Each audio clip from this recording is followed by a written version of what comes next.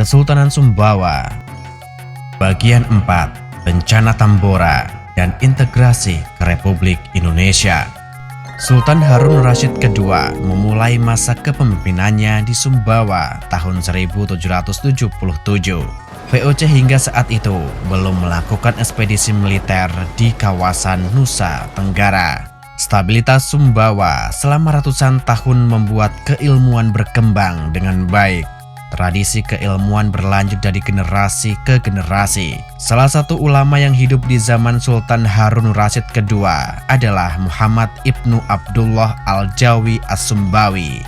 Sebuah kitab tafsir Al-Quran bermazhab Syafi'i yang ditulis Muhammad Ibnu Abdullah Al-Jawi As-Sumbawi masih tersimpan di Istana Balakuning hingga sekarang. Tahun 1788, stabilitas keamanan Sumbawa terganggu dengan adanya pemberontakan yang terjadi di Kampung Bugis.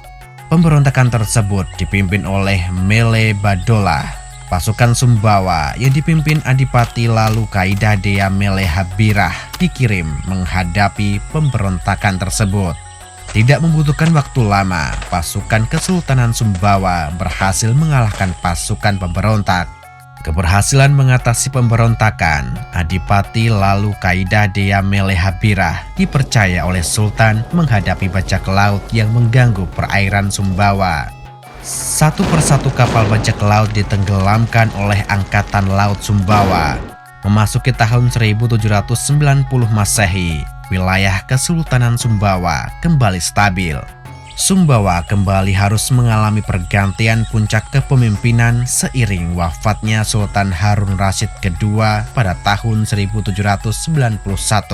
Sumbawa untuk kedua kalinya dipimpin oleh perempuan, Sultanah Safiyatuddin, putri dari almarhum Sultan Harun Rasyid II, sekaligus permaisuri dari Kesultanan Bima. Sayangnya, jalannya roda pemerintahan tidak berjalan mulus karena banyaknya campur tangan dari Sultan Bima. Tahun 1795, Pangantong Lima Ola sepakat menurunkan Sultanah Safiyatuddin dan mengangkat Sultan Muhammad Kaharudin II sebagai pemimpin puncak Sumbawa. Sultan Muhammad Kaharudin II yang memiliki nama asli Lalu Muhammad sebelumnya tinggal di Taliwang. Beliau merupakan putra dari Sultan Mahmud dengan Putri Laya. Sultan Muhammad Kaharudin II berhasil mengembalikan kewibawaan Sumbawa yang sempat merosot. 15 April tahun 1815, sebuah bencana meluluhlantakkan Sumbawa dan sekitarnya. Gunung Tambora meletus dengan hebatnya dan menyebabkan hujan abu hingga ribuan kilometer dari Nusa Tenggara. Ribuan atau mungkin ratusan ribu jiwa menjadi korban letusan Tambora. Sumbawa dan sekitarnya tiba-tiba saja seperti kota mati. Dalam hitungan hari, bencana kelaparan melanda mereka yang selamat dari letusan. Rakyat Sumbawa hanya bisa bertahan dari bantuan makanan yang dikirim dari pulau-pulau yang jauh seperti dari Jawa dan Sulawesi. Setahun kemudian, Sumbawa yang masih didera bencana kelaparan harus kehilangan Sultan dan 3 puteranya karena malaria. Almarhum Sultan Muhammad Kaharudin II meninggalkan 5 orang putra yang masih sangat kecil. Pangantong Lima Olas kemudian mengangkat Nene Ranga Mele Manyurang sebagai Rewa Batang.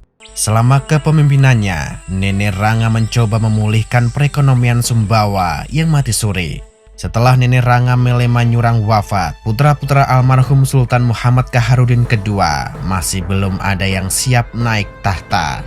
Pangantong Lima Olas kemudian bersepakat menunjuk Mele Abdullah sebagai Rewa Batang. Selama menjadi Rewa Batang, yang dilakukan Mele Abdullah adalah fokus pada pertanian dan perdagangan untuk meningkatkan perekonomian Sumbawa.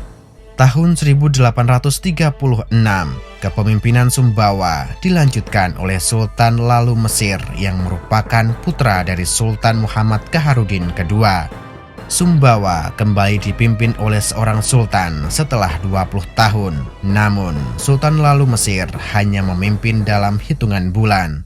Sultan Lalu Mesir yang wafat kemudian digantikan oleh Sultan Lalu Muhammad Amrullah. Di masa-masa ini, perekonomian Sumbawa mulai pulih. Sultan Lalu Muhammad kemudian mendatangkan bibit kopi Arabica yang ditanam pada pegunungan Batu Lanteh. Perdagangan Sumbawa yang meningkat pesat membuat Sultan Lalu Muhammad membeli kapal dagang yang berlayar hingga ke Singapura. Tahun 1883, kepemimpinan Sumbawa beralih ke Sultan Muhammad Jalaluddin Shah ketiga. Pada masa pemerintahannya, dibangunlah Istana Dalam Loka, menggantikan Istana Gunung Setia yang terbakar. Memasuki abad ke-20, hubungan Sumbawa dengan Belanda memburuk. Perang pun tidak terelakkan karena Belanda yang terlalu campur tangan masalah internal kesultanan. Tahun 1921 terjadi Perang Baham. Pada perang ini, pasukan Kesultanan Sumbawa dipimpin oleh Baham. Kepemimpinan Sultan Muhammad Jalaluddin Shah berakhir pada tahun 1931. Sultan Muhammad Kaharudin III melanjutkan tahta Kesultanan Sumbawa.